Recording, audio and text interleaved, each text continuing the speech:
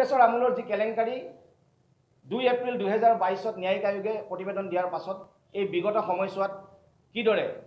চৰকাৰখনে গাপ দি ৰাখিলে সেই মানুহখিনিক প্ৰমোশ্যন দিলে আৰু শেহতীয়াকৈ আদালতৰ হেঁচাত এতিয়া দুই এটা সিদ্ধান্ত লৈছে যদিও এতিয়াও কিন্তু বহুখিনি বিষয় অৰ্ধেক বিষয়ৰ বিৰুদ্ধে কিন্তু ব্যৱস্থা গ্ৰহণ কৰা নাই। অৰ্থাৎ এইদৰে গাপ দি আহিছে আৰু এই যি পৰীক্ষা, এই সংযুক্ত পৰ্যায়মূলক পৰীক্ষা 2022 যি এটা বাতৰি প্ৰকাশ হৈছিলে,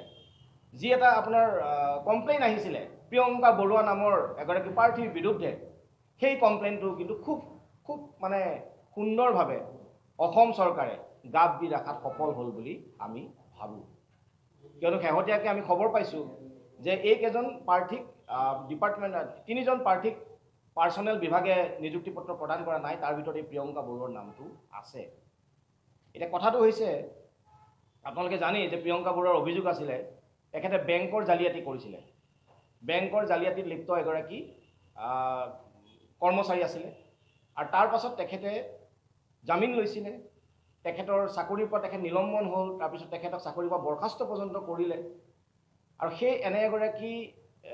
মানে আপোনাৰ জালিয়াতিত লিপ্ত বিষয়াই অসম লোকসেৱা আয়োগৰ ACSৰ শীৰ্ষতম পদত বাছনিভুক্ত হোৱা বিষয়টোৱে আমাকো হতচকিত কৰিছিলে।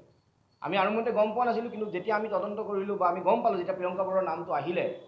কিয়নো আমি বহুদিনৰ পৰা APSCৰ লগত লাগি আছোঁ। 2017-18 চনৰ পৰা আমি APSCৰ কিছুমান আমি কৰ্মচাৰীৰ জৰিয়তে আমি এটা যে চাকৰিৰ বজাৰ বহি আছে সেই বজাৰৰ বিষয়ে জানিব পাৰিছিলোঁ।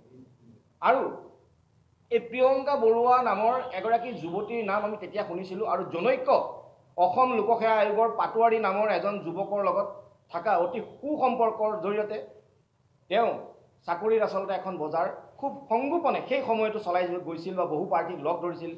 এই ধৰণৰ আমি খবৰখিনি পাইছিলোঁ আৰু বহু প্ৰাৰ্থীয়ে আমাক সেইটো সময়ত আহি জনাইছিলোঁ সেই 17-18 সময়তে। আৰু আমি